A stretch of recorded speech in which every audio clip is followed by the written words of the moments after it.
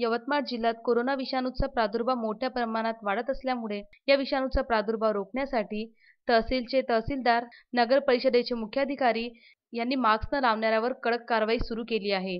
नेर शहरातील मुख्य रस्त्यावरून तहसीलदार व मुख्याधिकारी पायदळ चालून चौकाचौकात उभे राहून मास्क न लावणाऱ्यावर 500 रुपये दंडाची मोहीम राबवत आहे. मास्कऐवजी रुमाल, शेला किंवा एखादा कापडाचा तुकडा तोंडाला बांधत असेल तर त्यांच्याकडून दंडाची रक्कम वसूल करण्यात आली आहे. जे ऐकत नसेल त्यांना पोलिसांकडून जबर चोपही देण्यात आला. शासनाने दिलेल्या नियमाचे पालन करा असे वारंवार तहसीलदार व मुख्याधिकारी जनतेला सांगत आहे. ही दंडात्मक कारवाई करतेवेळी नेर तहसील कार्यालयाचे तहसीलदार अमोल पवार, नेर नगर परिषदेचे मुख्याधिकारी निलेश जाधव व पोलीस स्टेशनचे स्वप्नील निराळे, कुणाल मनवर, समीर सरागे, चंद्रकांत उके, गोपाल पाटील, अविनाश राऊत इत्यादी नगर परिषदेचे कर्मचारी उपस्थित होते. नवनाथ दरोई, विदर्भ न्यूज, नेर.